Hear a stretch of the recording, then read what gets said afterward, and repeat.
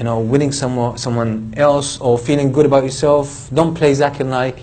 Zakir naik is not. Zakir naik is someone who's constructed and he has an architecture around his arguments.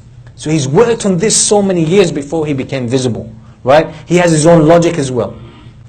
Okay, so any speaker, by the way, any speaker, and this is something that's well known in public speaking, any speaker, what you see of them is about 20% of what they know. There's a lot of knowledge in the background that gives power to what they say, but they don't share it. That's normal, that's how we are, human beings. So when you hear an argument and you take the argument and you think, oh, I can say this, right? But you don't have the background knowledge of all of this to back it up.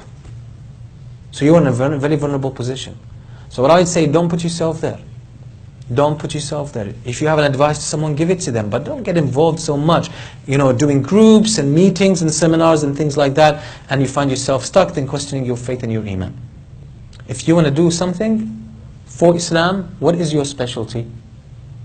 It could be directly related to knowledge in Islam. Maybe there's something you can contribute, go ahead.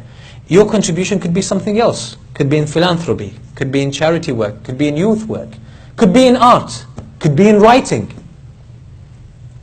It could be. You could be a blogger, I'm telling you. You could be a simple Muslim blogger who has their sins, their weaknesses, but they have some good aspects. You could be doing a good job. You still could be doing a good job. Some people say, oh no, these people are exposing their sins. Well, maybe, but their sins, they're going to be punished for that. Maybe they seek forgiveness. We don't know. But there are people who are actually showing a beautiful side of Islam, even though they have their own weaknesses and their own mistakes. So if there is something that you are good at and you are offering, and you can offer that with the minimum amount of mistakes and more goodness, and you can ask people who can guide you and show you, at least that's what you should do. But trying to play someone else, trying to be Ahmed Deedat or Khalid Yasin, don't do this. These people have studied for so many years, 20 years, 30 years, dedication, full dedication of study and passion, and they made it their goal. They made it their life mission to do this. So don't get out of your area in that sense. Don't expose yourself to such a great fitna where you're going to lose your faith. SubhanAllah, we're supposed to talk about Imam Ahmad, but I do think that these messages are very important. These Imams were not naive. So some of the arguments that they presented when it came to Aqeedah, they were not there at the time of the companions of the Prophet ﷺ.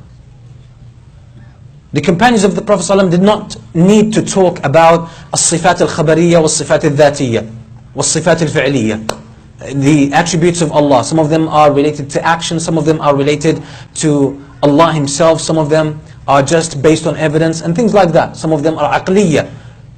There's a logical understanding behind them. The companions didn't say this. Why? Because there was no need.